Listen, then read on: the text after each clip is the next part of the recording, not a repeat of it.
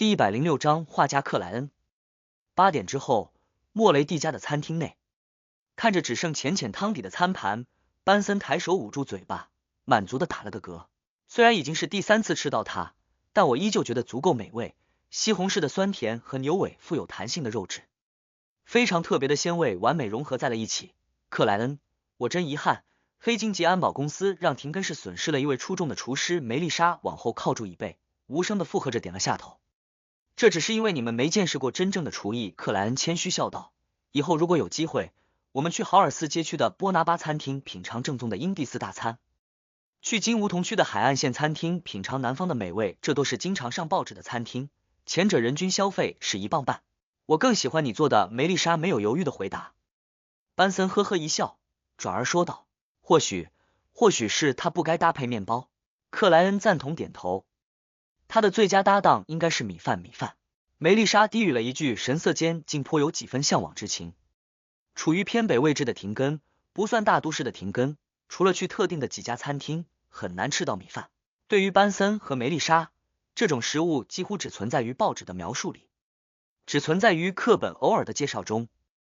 看见妹妹的表情，克莱恩哈哈一笑道，等我们再攒半年的钱，就找机会去迪西海湾度个假，品尝那里的美食。迪西海湾位于鲁恩王国最南方，有1/3属于费内波特王国，那里阳光充沛，风景宜人，海鲜饭非常出名。不等梅丽莎发表要节俭的意见，克莱恩主动提到，再等3个月，我的薪水会有一次较大幅度的提升，完全可以同时满足旅行和攒钱的需求。为什么？班森和梅丽莎果然都被带歪了注意力。克莱恩轻咳2声，微笑解释道，基于我不错的专业素养，时常和我们公司合作的警察部门也有意请我兼职历史方面的顾问，他们会额外再支付我一份薪水，每周至少2磅。以后你们如果看见我穿警察制服，拿出相应证件，千万不要惊讶。当然，你们都知道的，政府部门的办事效率就像90岁老太太的脚步，他们还需要一个漫长的流程，还需要一次对我的考核，所以我这2个月的休息日会经常去霍伊大学，找我的导师，找认识的教员，学习更多的知识。在哥哥和妹妹诧异的眼神里，他顿了顿，表情略显古怪的开口，就像罗塞尔大帝说过的那句话一样，活到老，学到老。班森沉默几秒，半是感慨半是自嘲的说道，我现在报考大学还来得及吗？知识果然就等于财富，还等于力量。克莱恩默默补充了一句，班森，你需要克莱恩的文法书籍，需要他的古典文学教材。梅丽莎冷不丁的帮克莱恩说出了他想说的话语。班森的表情似有变幻，他咬了咬牙齿道，克莱恩，你今晚就把那些书籍给我，即使他们再有助于睡眠，我也要每天坚持着读1个半小时，我以女神的名义发誓，如果做不到，我就是卷毛狒狒。克莱恩当即笑容满面，没有问题。第2天上午，克莱恩将外套和帽子挂于休息室的衣帽架后，按照罗珊转达的话语，走入地底，一路前行至查尼斯门外面的值守室。队长邓恩、队员伦弗莱、西加、洛耀、伦纳德和科恩里已全部到齐。挥眸扫过门口的新进职业者，邓恩笑笑道，我们每周周4都会有一次例行的会议，总结之前的任务情况，讨论面对的各种疑难。我也是经受过无数次例会考验的人。克莱恩腹诽一句，找了个位置坐下，开玩笑道，需要先自我介绍吗？邓恩笑了一声，转头望向科恩里，你把西里斯、阿瑞皮斯的后续调查情况简要讲一讲。科恩里也是从文职人员转成的职业者，个子不高，褐发还算浓密，身材相当匀称，肌肉非常结实，给人精明强干的感觉。他想了想道，我们在老尼尔的帮助下找到了西里斯的秘密藏身点，现场有不少的书籍和物品，基于他们可以确认西里斯是隐秘组织极光会的下属成员，是一名秘奇人。有足够的证据表明安提戈努斯家族笔记就是他和海纳斯·凡森特卖给威尔奇的。不记得威尔奇的人可以询问克莱恩。我们找到的有价值的物品包括3份序列魔药的配方，分别是序列9占卜家、序列9学徒、序列8小丑。接下来的任务是根据还未销毁的部分信件和西里斯平时的交往圈子，找出信奉了邪神的极光会外围成员，重点是那位藏在警察部门的邪教徒，还有与海纳斯有接触的人也需要重新排查。邓恩轻轻颔首望向克莱恩，你也听到了，我们获得了小丑的魔药配方。但暂时无法确认是否真实，有待于圣堂给我们反馈极光会有关的任务。你做出了主要的、关键的贡献，加上射杀密修会成员那件事情，你甚至不需要多久就能获得足够晋升的功勋。但我必须提醒你，并非每个人都是代理，你要忍耐住渴望，忍耐3年，不能被小丑魔药的配方影响到心态，以免出现失控。队长，这是你不明白扮演法的神奇。我昨晚在会晤之上已用占卜的方法初步确认小丑魔药的配方正确。克莱老师点头道，我会控制住自己的情绪。接着，白发黑瞳、气质沉静的午夜诗人西加特昂道，依旧没能找到教唆者特里斯的线索，我怀疑他已经逃离了廷根。一件事情交流完毕，克莱恩离开值守室，找老尼尔继续神秘学的课程，下午则前往格斗老师高文那里做基础的力量、耐力和整体协调性训练。阳光依旧灿烂的5点，克莱恩脱掉练习服，快速洗好澡，换上原本的衣物，乘坐公共马车来到贝西克街。他没有忘记梦境占卜中见到的红烟囱，也没有忘记在地下交易市场购买了观众魔药辅助材料，疑似心理炼金会成员的男子，但这都不方便借助职业者的力量展开调查。27号，亨利斯家侦探事务所。对，就是这里。克莱恩根据报纸上的描述，找到了一家据说很值得信赖的私家侦探事务所。他戴上口罩，压低礼帽，竖起领子，沿着楼梯往上，来到位于2层的事务所。咚咚咚，他敲响了扮演的大门。请进！一道仿佛含着老痰的嗓音传了出来。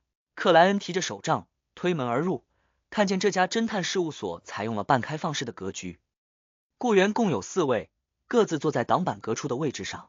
你好，我是侦探亨利，请问我有什么能够帮助到你？一个穿白衬衣、黑马甲的男子迎了过来，他手里拿着烟斗，脸庞线条刚硬，眉毛如同利剑，深蓝色的眼睛则职业性的上下打量起对面的雇主。克莱恩用高高竖着的风衣领子遮住小半张脸道，我有2件事情委托，不知道你怎么收费？这必须看事情的难度。侦探亨利收回视线，指着有沙发组合的待客区域道，我们去那里交流。克莱恩跟着他走到那半隔开的地方，坐至单人沙发，没有脱掉外套，没有取下帽子，也没有摘去口罩。他故意沉哑着嗓音道，第一件事情，我需要你帮我调查廷根市有哪些房屋的烟囱是这个样子，并明确房东是谁，当前居住者是谁。说话间，他取出了一张叠好的纸，展开之后就是标注了颜色的红烟囱及周围景象。这是克莱恩再次利用灰雾之上的特殊和自我祈求的办法完成的图画。这画的可真好啊！侦探亨利下意识赞了一句，微皱眉头道，这个委托不复杂，但很繁琐，需要漫长的周期和大量的帮手。我明白。克莱恩轻轻颔首。侦探亨利沉吟片刻道，7磅，这个委托的价格是7磅，另外你得给我至少2周的时间。第二件事情，帮我找到这位先生，弄清楚他的身份。我唯一知道的信息是，他偶尔会出现在码头区的恶龙酒吧，还有，不要让他察觉，他是一个非常敏锐、拥有可怕观察力的人。克莱恩又掏出了第2张画像，他试图接触心理炼金会的成员，看能否获得有价值的情报和材料，比如可以与正义交换的配方。3磅，类似的任务都是3到4磅，而你出色的画艺能有效帮助我和我的助手节约时间。侦探亨利熟练的回答，一共是10磅。克莱恩对这个价格感觉牙疼。侦探亨利抽了口烟斗道，是的，你需要预付2磅，事情获得进展再支付3到5磅，剩下的则在全部完成以后给我。那我下周来确认进展。克莱恩没怎么讨价还价，免得被擅长观察的侦探先生记住特点。签署完制式合同后，他取出2张1磅的纸币递给对方。私房钱只剩下1磅17苏勒。目送戴纱布口罩、穿黑色风衣、高高竖起领子的先生快步离开。侦探亨利抽起烟斗，目光多有疑惑。他找拥有那种烟囱的房屋做什么？应该是一位画家，至少也是学过素描的专业人士。而下午时分，格莱林特子爵在贝克兰德的豪华别墅内，跟随有女仆的奥黛丽遵循礼仪，将手交给了主人，看着他虚吻了一下。你的美丽让我的沙龙充满光彩。格莱林特先是正常的赞美了一句，接着压低嗓音道，那位女士已经来了，她既是非凡者，也是一位作家。第107章福尔斯。作家？奥黛丽观察着格莱林特的反应，状似随意的问了一句。接下来属于正常的话题，他并未避讳跟随在旁边的贴身女仆安妮。格莱林特挺直身体，呵呵笑道：“是的，我想你应该看过他的作品。最近2个月受到广泛称赞的《暴风山庄》，我喜欢这本书，尤其喜欢冷静的倩倩女士。”奥黛丽浅笑着回答。与此同时，她在心里对自己的虚伪翻了个白眼。这是因为她最近的爱好根本不是小说，《暴风山庄》的阅读进度停滞在1/3的位置，已经接近1个月了。自从加入塔罗会，认识了强大的愚者，成为真正的非凡之人，他就在整合自身了解到的神秘知识，系统性学习心理方面的内容，对别的事情缺乏足够的兴趣。格莱林特子爵边领着奥黛丽向布置有沙发的客厅走去，边笑容满面的说道：“那我肯定你对福尔斯·沃尔女士将有一个良好的印象，因为她就和暴风山庄里的倩倩女士一样，冷静、智慧、慵懒。还有，我亲爱的奥黛丽小姐，等下是否要为我们弹奏钢琴？这是对文学、对小说的最佳褒奖。”奥黛丽望着格莱林特的侧脸，从他的表情、语气和某些肢体动作感受到了对方想要炫耀的情绪。他想让我成为他炫耀的资本。奥黛丽仿佛第一次认识这名好友般想到，他保持着优雅的笑容道：“我的音乐老师，钢琴家维卡纳尔先生认为我最近的水准有明显下降，需要更多的练习。”好吧，格莱林特正想说些什么，忽然看见了一位到长桌位置取食甜点的女士。奥黛丽，这位就是福尔斯·沃尔女士，暴风山庄的作者。奥黛丽抬眼望去，只见那位福尔斯女士大概23、24岁，1.65米的样子。她穿着一套米黄色的有荷叶边的立领长裙，褐发微卷的披着，淡蓝色的眼睛因为格莱林特的介绍转了过来，带着几分似戏谑似玩味的笑意。只是不超过3秒钟的观察，奥黛丽就注意到了许多小的细节。福尔斯女士的手指有熏黄的痕迹，她喜欢卷烟，握笔的位置有明显的后茧，符合作者的身份。她的手臂动作表明她拥有不错的力气，这不是一位作家应该具备的特点，除非他热爱锻炼，或者天生就是这样，也或者曾经从事另外的职业。他的暴风山庄呈现出冷静、理智和精准的风格，这和他以前从事的职业应该有一定关联。他现在的眼神和表情都很放松，有一种在俯视我和格兰林特的感觉，这是非凡者对普通人所拥有的心理优势。如果他是偶然间被格莱林特发现非凡者身份，那他肯定会有一些局促和不安的情绪，毕竟无法猜测到对方的反应和后续的发展，而未知将会带来恐惧。这说明是他主动接触格莱林特，并事先了解过我们的爱好，对接下来的事情有一定把握。一名非凡者为什么会主动接触格莱林特？需要金钱的资助，还是藏在宝库里的超凡材料，或者有某件事情想得到帮助？这个时候，格莱林特正向福尔斯介绍道：“于是，这位就是我提过的奥黛丽小姐，她是贝克兰德最耀眼的宝石。她的父亲是霍尔伯爵，一位备受国王信任、备受贵族们尊敬的上院议员。下午好，福尔斯女士。你的暴风山庄至今仍在我的床头。”奥黛丽严格按照贵族的规矩行了一礼，然后她在心里默默补充道：“那是因为我看了1个月还没有看完。”福尔斯简单还礼道：“下午好，奥黛丽小姐，你的美貌真是让我印象深刻。我想我已经拥有了下一本小说的素材。呵，格莱林特子爵还称赞你拥有出众的音乐才华。”在大庭广众之下，双方只寒暄了几句，没有多说别的事情。目送福尔斯继续走向餐桌，目标直指一块涂着奶油的小蛋糕。奥黛丽收回视线，跟着格莱林特前往客厅。他回忆着刚才看到的种种细节，试图准确把握到对方的想法，从而为之后的接触赢取主动。迈前一步，清冷如同中立观众的奥黛丽踩到了垂下的裙摆，身体一晃，险些摔倒。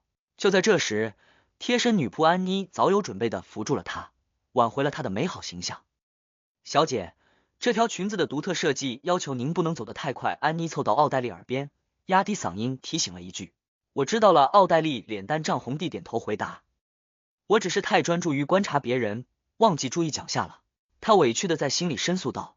之后的沙龙里，奥黛丽面对殷勤的作家、评论家和音乐家们，始终保持着优雅而甜美的笑容。终于，脸颊肌肉开始酸痛的她接受到了格莱林特子爵的暗示。等待了几分钟，她以去盥洗时为借口，提住裙摆，缓慢站起，离开了沙龙。确认在没有视线追逐自己后，她绕向了位于1楼的书房，并对贴身女仆安妮道：“我有事情需要和格莱林特商量，你在门口守住，不让其他人进来。好的，安妮并没有感觉奇怪，因为她知道自家小姐和格莱林特子爵拥有相同的爱好，经常会私下交流神秘学方面的事情。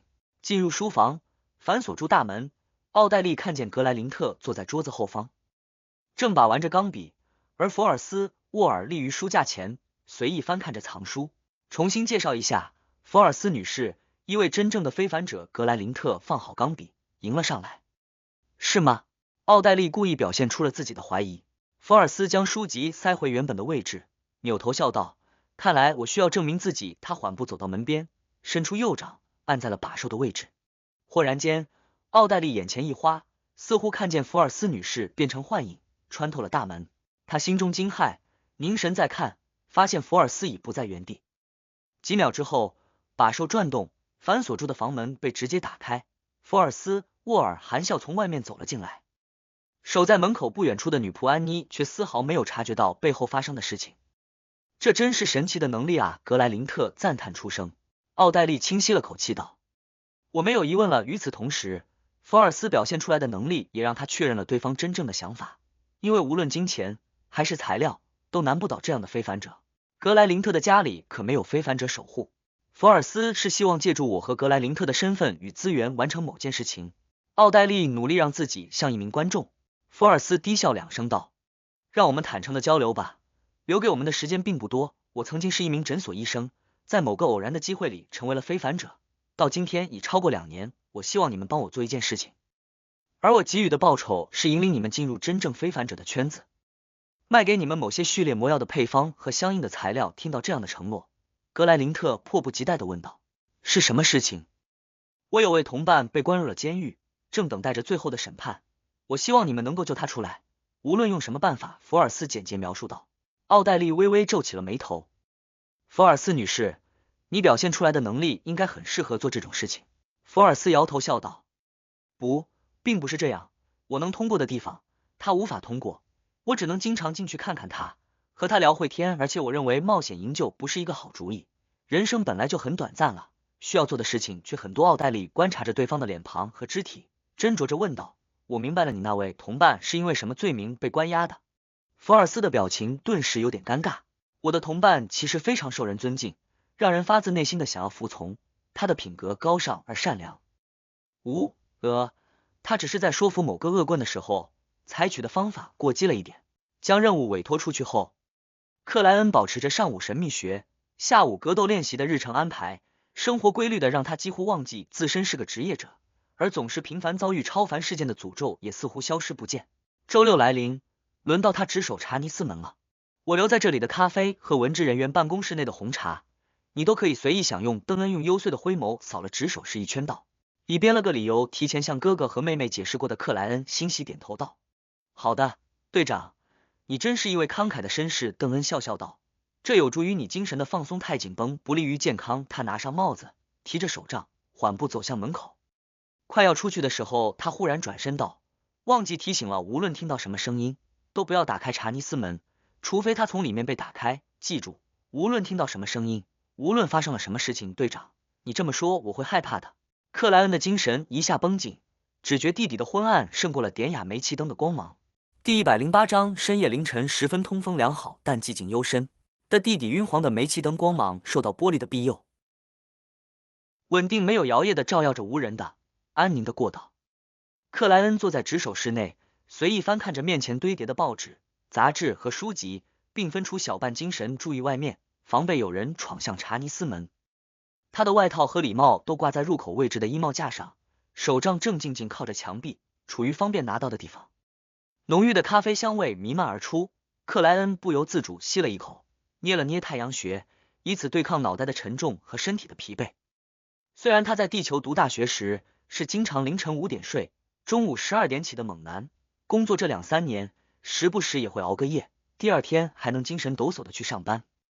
但是这都必须归功于游戏太好玩了，小说太好看了，电影综艺和电视剧太有意思了，而这个世界显然不具备这些熬夜必需品。罗塞尔大帝也是，要装逼就装完整嘛，要将有限的生命投入无限的事业，要带领异界人民小步快跑的进入信息化时代。克莱恩无声嘀咕了一句，只能安慰自己，至少还有报纸、杂志和愈发丰富的小说。他原本想的是用专注的学习战胜困意，但实践发现这和本身职责矛盾。因为一旦进入状态，很容易忽视掉外面的动静，忽视掉查尼斯门的情况。呼，克莱恩端起咖啡杯，小心翼翼吹了一口。他抿了抿，让香味徘徊于口腔，让液体缓慢流淌过食道。帕斯河谷的费尔莫咖啡很苦，但很提神。克莱恩赞叹一句，放下了杯子。帕斯河谷位于南大陆，是咖啡豆的优质产区，目前处于英蒂斯共和国和鲁汶王国的争夺之中。他们分别在帕斯河谷左岸和右岸建立了殖民政权，覆灭了原本的帕斯王国。让人心里发毛的安静里，克莱恩随意拿起一本杂志，发现是讲服装讲搭配的女士审美。这一定是从罗珊那里拿来的。他好笑低语，饶有兴致地翻看起来。或许是受到最近10几年照相机技术突飞猛进的影响，于是审美这本杂志不仅广泛使用了插画，还模仿报纸，将黑白照片作为内容。他们相当时髦地请了著名的戏剧和歌剧演员来展现服装的魅力和搭配的神奇。短短7年的时间，就从贝克兰德的地域型新杂志发展为渠道遍布全国的主流期刊。这套裙子不错，长相也不错。克莱恩悠闲翻看，并未掩饰自身对美的向往。他是一个身心都发育正常的男士，对漂亮的姑娘一向非常欣赏。只不过早已订立目标，要寻找回家的办法，所以才尽量和异性保持距离，不想耽搁了对方，不想留下感情的欠债。至于找站街女郎的事情，他在这方面是有着小小洁癖的。班森和梅丽莎是已经存在的羁绊，无法解除，只能将来想办法弥补。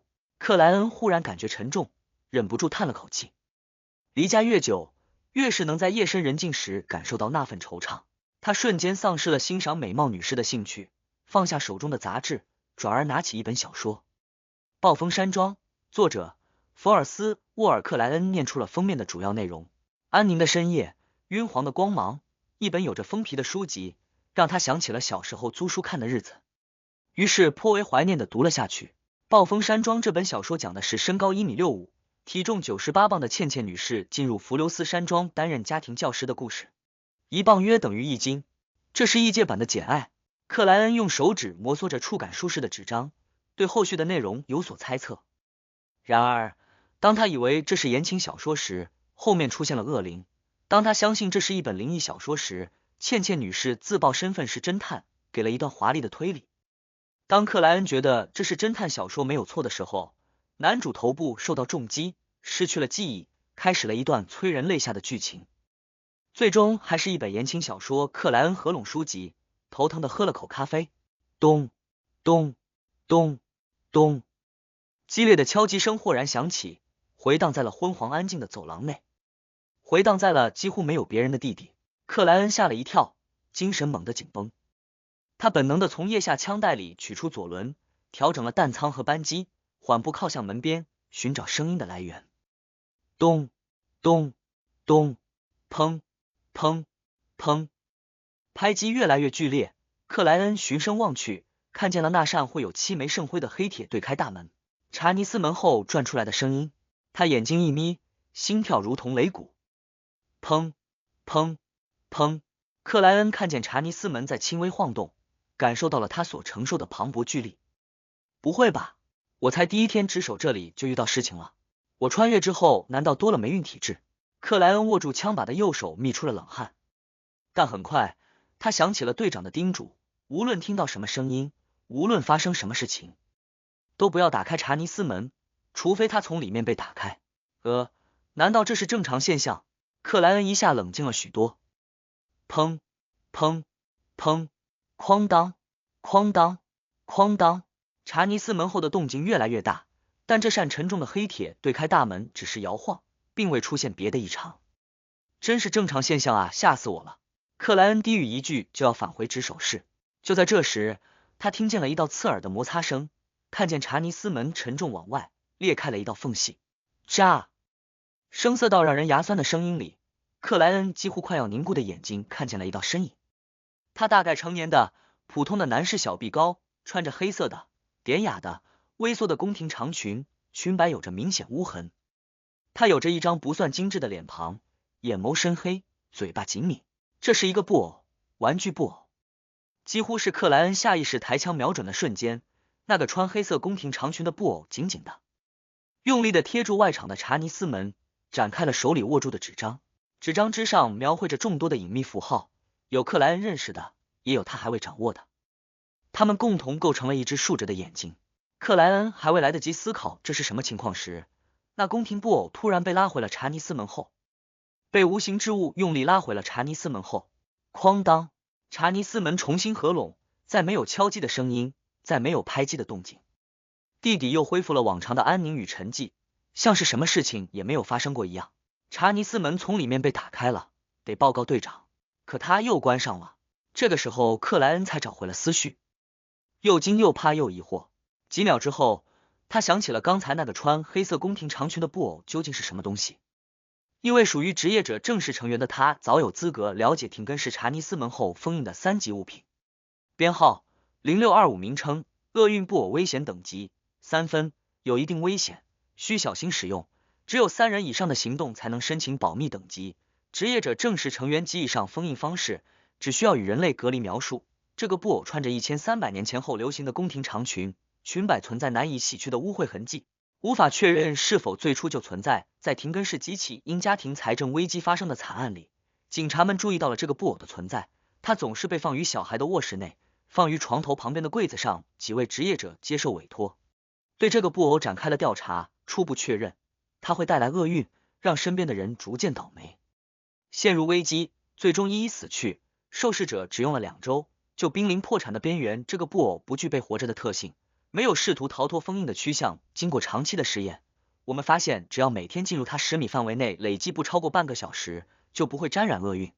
如果已经厄运缠身，只要将它转移给另外的主人，状况就会好转。附录：这个布偶最早出现的场合是西区铁十字街下街的台斯老太太家，她是一位制作玩具的手工艺人。因为年纪老迈，丈夫重病，2个孩子又早早逝去，不得不搬到铁十字街下街。这是她卖出的最后一个玩具。她用这个布偶换到了一些毒锦汁，结束了她和她丈夫饥饿超过3天的生命。克莱恩回忆着封印物30625的资料，心里泛起了更多的疑惑和惊骇。不是说这个布偶不具备活着的特性吗？不是说他没有试图逃脱封印的趋向吗？那我刚才看到的是什么？最后将他拉回去的又是什么东西？他展开的纸张上绘制的图案究竟代表着什么？刚才那一幕真像是里面有个变态杀人狂在对付受害者。受害者努力拍门，竭力呼救，可又被拉了回去。想法纷呈间，克莱恩决定不自作主张。他回到值守室，拉动了一根绳索。绳索拉动，齿轮运转，位于2楼的黑金级安保公司内忽然响起了急促的铃声。娱乐室内打牌的伦纳德、米切尔等不眠之人立刻放下扑克，赶往地底。第109章推理。快速奔跑的脚步声由远及近的传入克莱恩的耳朵，让站在值守室门口的他安定了不少。发生了什么事情？最先抵达的伦纳德手握左轮，沉声问道。看见有点刹不住车的他，克莱恩顿时想到了罗珊曾经提过的事情。3年前，刚成为不眠者的伦纳德在没有适应魔药力量的情况下，试图以冲刺的速度跑完楼梯，结果变成了车轮。轻咳一声，克莱恩指着扎尼斯门道。刚才有剧烈的敲击声从里面传出，后来变成了拍击，再后来门被推开了一点，查尼斯门被推开了。个子矮小的科恩里错愕反问。是的，被推开了一道缝隙。克莱恩正要继续描述，却看见伦纳德、科恩里和洛耀没有靠近值守室，停在了几步之外，并散成弧形，似乎在防备自己。他顿了一下道：你们在怀疑我？不是怀疑，这属于正常的处理流程。科恩里摇头否定道。这样紧张的气氛里，伦纳德依旧不够正经的笑着补充道。在别的教区出现过这样的案例，值守查尼斯门的非凡者失控，拉响了铃铛，然后趁赶来帮忙的队友不注意，连杀了2人。好吧，克莱恩不再有被针对的委屈和愤怒，转而问道，那我该怎么证明自己没有失控？伦纳德收敛起嬉笑的表情，在胸口点了4下，嗓音低沉的诵念道。他们赤身裸体，无衣无食，在寒冷中毫无遮掩，他们被大雨淋湿，因为没有躲避之处，就紧抱磐石。他们是孩子被夺走的母亲，他们是失去了希望的孤儿，他们是被逼离开了正道的穷人。黑夜没有放弃他们，给予了他们眷顾神圣而怜悯的祈祷词回荡在地底，让每个人的身心灵都获得了解脱般的安静。见克莱恩没有异常反应，伦纳德停止诵念，勾勒笑容道：“没有问题了，你依然是我们值得信赖的同伴。”一直保持着沉默的冷淡女士洛要望了眼扎尼斯门，主动问道：“门被推开一点之后，你看见了什么？”我看见了厄运布偶，穿黑色古典宫廷长裙的那个。30625克莱恩还残留着些许后怕的回答，但没超过3秒钟，他就被无形的力量拉了回去。查尼斯门又重新关闭，这究竟是什么情况？伦纳德和科恩离、洛耀分别对视了一眼，道：“呵呵，我们和你一样，并不清楚这一切的原因。既然查尼斯门已经重新关闭，不再有异常，那我们就不该在这个时候进入，必须等待天明，等待队长。”这时，洛耀清冷的补充道：“我会留在这里，和你一起值守，好吧？”伦纳德摊了下手，戏谑笑道：“作为这里的最强之人，我也留下来。科恩离，你回2楼，免得警察部门有警戒案子敲不开门。”科恩离没有多说，当即点头，转身离去。这时，伦纳德分别看了克莱恩和洛耀一眼，道：“也许我们可以继续玩牌。这种情况下，需要一些娱乐，让我们不过于紧绷。”没问题。克莱恩调整左轮，将他放回了腋下枪袋。洛耀没说同意，也没说不同意，披着柔顺而光滑的黑发，跟着进入了值守室。斗地主，不，斗邪恶之中。克莱恩状似随意的说道：“厄运布偶，我是说30625，根据资料的描述，他不应该具备活着的特性。”哈哈，3个。被伦纳德压了一手，闲聊般的说道：“之前的40年里，30625都没有表现出活着的特性。我们可以先假设资料的描述正确，以此作为前提来推理和演绎过。你有想法了？”洛耀简洁问道。克莱恩犹豫着要不要一把丢下3个20。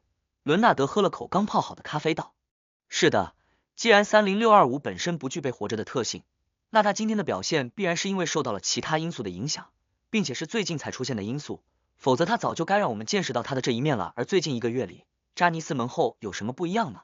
洛耀看着克莱恩甩下的3个2，沉吟几秒道：“只有一件事情与以往不一样，那就是安提戈努斯家族的笔记和封印物。2到49分曾经在查尼斯门后待过一晚。”伦纳德看着手里的牌，边轻敲桌子边笑道：“如果能让厄运布偶出现异常，2到49分早就在贝克兰德的查尼斯门后制造类似的事件了，所以我怀疑问题出自那本安提戈努斯家族的笔记。”克莱恩仔细一想，忍不住频频点头：“这个可能最大。伦纳德，没想到你是一个擅长推理的人。一般来说，浪漫的诗人和擅长推理是不兼容的。那只是因为他最近爱看侦探小说。”洛耀在旁边平淡的陈述道：“2个王，8道 K 的顺子，没有人要吗？3个6，没了。”看到这一幕，克莱恩和伦纳德齐齐陷入了沉默。没专心打牌的他们遗忘了一件至关重要的事情，这一把中洛耀才是邪恶。看着洛耀切牌，克莱恩又一次抓住机会问道：“是什么力量将3625拉回去的？”伦纳德瞥了他一眼，呵呵笑道：“你不会以为查尼斯门后的防护措施只有深埋在地底的封印室和几位年迈的看守人吧？事实上，当太阳彻底落下后，看守人就已经离开了查尼斯门，返回了圣塞琳娜教堂。里面的力量在夜晚达到鼎盛，不再适合活物，等到太阳升起才会减弱。这也就是队长让我们无论听到什么声音都不要进入查尼斯门的原因。换句话说，队长忘记告诉我这个理由了。”克莱恩琢磨着问道：“类似法阵的防护措施，就像符咒和护身符的放大版。”洛耀边摸牌边点头道：“扎尼斯门之所以要放在每个城市的中央教堂底下，就是要借助每天前来的信众维持，他们虔诚的祈祷会让部分灵性进入法阵，积少成多，这样啊。”克莱恩恍然点头，看见了一把烂牌。这时，伦纳德笑笑道：“查尼斯门后的防护措施还不止这一个，圣塞琳娜的骨灰就安葬在里面。他生前可是一位高序列的强者。”圣塞琳娜的骨灰，高序列强者的骨灰，圣骨灰，这能有什么作用？克莱恩又是疑惑又是好奇。圣塞琳娜是黑夜女神教会建立期间的一位圣徒，活跃于古老的第3纪，被记载于了各种圣典当中，所以信仰黑夜女神的民众里，塞琳娜是一个常见的名字。伦纳德似乎听到了克莱恩的心声，自顾自说道：“有传言称高序列强者死亡后留下的尸骸或者骨灰依然有着不可思议的力量，当然这只是传言。”克莱恩微微点头，将注意力转回了手中的扑克。接下来的几个小时，查尼斯门后再未发生异常，但克莱恩输了整整2苏勒，输得他很是心疼。而打牌也充满浪漫诗人气质的伦纳德更是输掉了4苏勒5便士。只有不声不响的洛耀是赢家。太阳刚刚升起，接下来轮到我了。沉静的作家西加特昂女士在6点的样子进入值守室。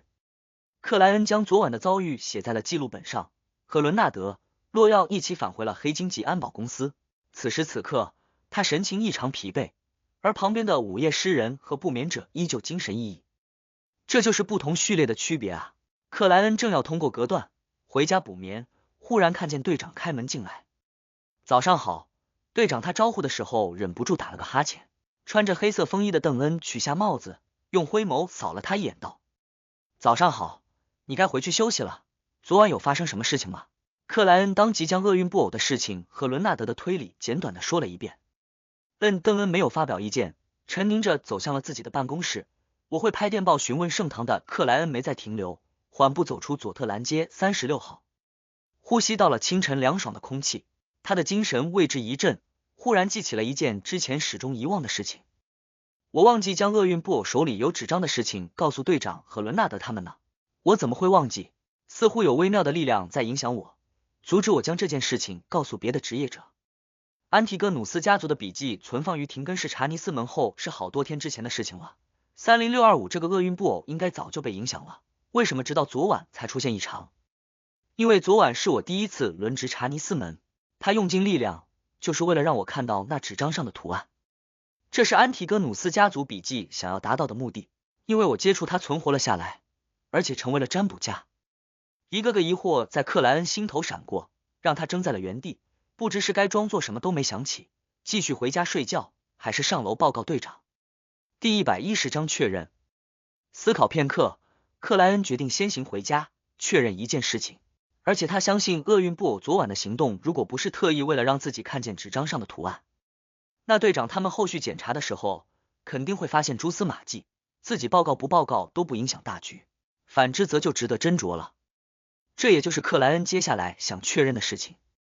他乘坐无轨公共马车回到水仙花街，回到家里的时候，处于周日状态的哥哥班森和妹妹梅丽莎还未起床，客厅安宁昏暗，一片寂静。克莱恩烧了壶水，丢了些茶叶，搭配着吃掉了一根燕麦面包，然后才拿着外套、帽子和手杖走向楼梯。他下意识放轻了脚步，不制造出明显的噪音。刚登上2楼，他看见盥洗室的门突然打开，穿着旧布长裙的梅丽莎一副睡眼惺忪的模样出来。你回来了。梅丽莎还有些迷糊的揉了揉眼睛，克莱恩掩住嘴巴打了个哈欠道：是的，我需要一个美好的梦境，午餐之前都不要叫醒我。梅丽莎嗯了一声，忽然想起什么似的说道：我和班森上午要去圣塞琳娜教堂做祈祷，参与弥撒，午餐可能会迟一点。作为黑夜女神不算太虔诚的信徒，她和班森保持着2周去一次教堂的频率。而身为职业者的克莱恩，除了那次被密修会成员跟踪，竟然再没有进过教堂。不，我每天都在教堂，只不过是教堂的弟弟。克莱恩下意识在心里辩解了一句，他目前非常担心女神抛弃自己这个伪信徒，要是危急关头一试魔法未能取得回应，那玩笑可就开大了。不过想想老尼尔，女神对职业者还是相当宽容的嘛。是这样没错。克莱恩自我鼓气道。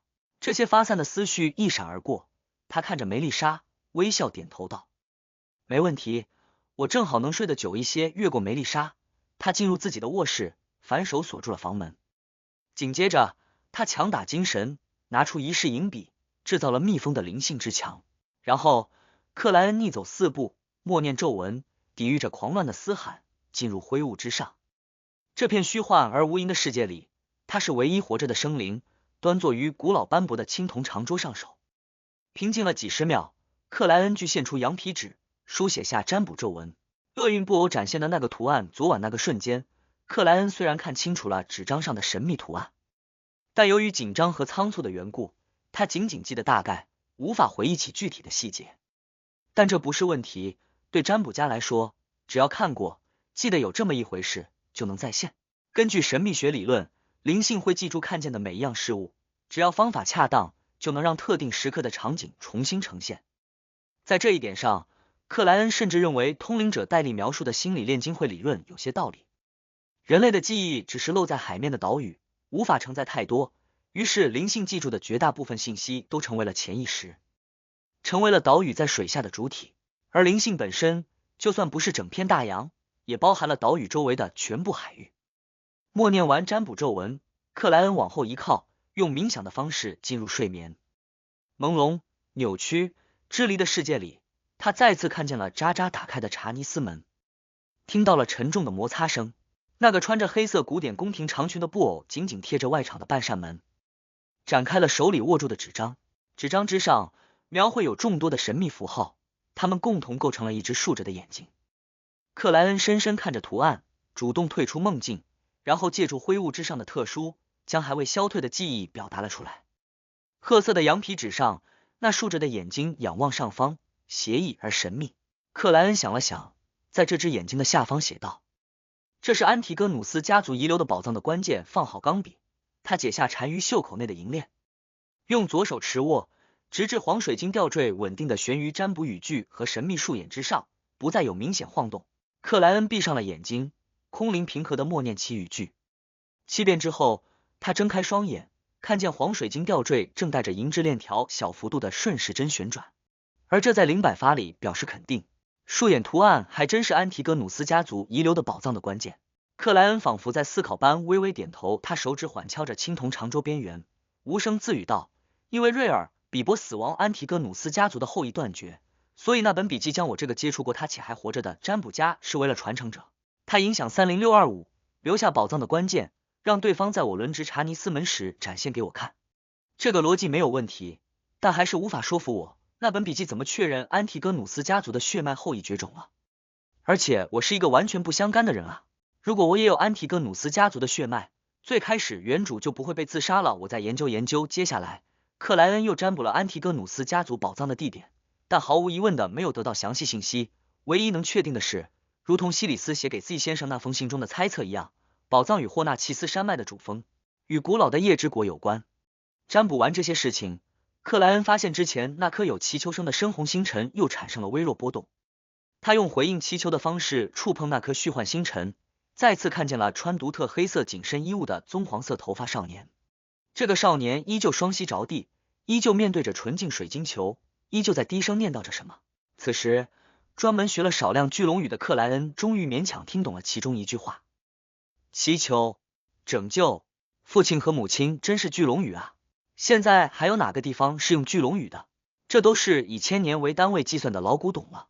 可惜啊，我这个灰雾之上的神秘主宰只是空架子，想救也没能力救。克莱恩摇头叹息，决定再观察一阵，等我掌握的巨龙语单词足够多，能听懂他父亲和母亲究竟遭遇了什么事情以后再说吧。克莱恩收回灵性，包裹自身，往下急坠。回到卧室，他解除了灵性之墙，换上陈旧但舒适的衣物，躺到床上开始补眠。克莱恩这一睡就睡到了12点半，直至做好了午餐的梅丽莎来敲门。用过还算丰盛的午餐，他看见梅丽莎拿上了与新裙子配套的纱帽，一副还要出去的样子。你下午还有什么事情？克莱恩疑惑问道。坐在沙发上皱着眉头研究文法书籍的班森头也没抬的帮忙回答道。隔壁的孝德太太告诉梅丽莎，下午在市政小礼堂有一场关于家庭事务的讲座，梅丽莎打算去听一听，学习怎么处理家庭日常问题。梅丽莎跟着点头道，我找了赛琳娜和伊丽莎白陪我，不错，我希望那位讲座老师告诉你，我们这样的家庭需要雇佣至少一位杂活女仆。克莱恩含笑说道。见梅丽莎想要开口反驳，他立刻补充道，我们要将有限的时间投入更有价值的事情。梅丽莎一下怔住，好半天才抿了抿嘴，戴上纱帽，开门出去。下午2点，克莱恩重又出现于黑金级安保公司。你不是回去休息了吗？罗珊和正好在接待大厅的邓恩、史密斯同时问道。克莱恩笑笑道，我原本准备去占卜俱乐部，但始终记挂着昨晚的事情，所以就先过来了。盛堂有回复吗？邓恩瞄了罗珊一眼，沉默转身走向隔断，走入了自己的办公室。罗珊对着他的背影做了个鬼脸，凶巴巴的低语道，队长真是的，做得好。克莱恩暗赞一声，忍着笑意跟随邓恩进入了他的办公室。看到房门合拢，邓恩嗅了口烟斗道：“盛唐已经确认是那本安提戈努斯家族笔记的问题，并且重新将它定位为1分级封印物。可惜，这样你就不够保密等级翻越了，1级，高度危险级。只有主教或职业者小队队长这个等级之上的人员才能知道具体情况。也就是说，队长也无法弄清楚是怎么回事了。高度危险，难怪。”克莱恩略感遗憾，又轻松了不少的想到。邓恩看了他一眼，继续说道：“盛唐还让我们排查查尼斯门后是否还有物品被这本笔记感染。经过确认，只有3到625分出现异常。我们已更换了他的封印措施，还有别的发现吗？”克莱恩装作好奇的问道。邓恩摇了摇头，没有。克莱恩若有所思颔首，没再多聊这个话题，寒暄几句之后就告辞离开，前往占卜俱乐部继续自身的消化之旅。市政小礼堂内，梅丽莎、赛琳娜和伊丽莎白3个好朋友坐在靠近门口的位置，等待着讲座的开始。如果他讲的不好，我们就溜出去。赛琳娜兴致勃勃地提议道。伊丽莎白当即赞同。去逛哈罗德百货商店，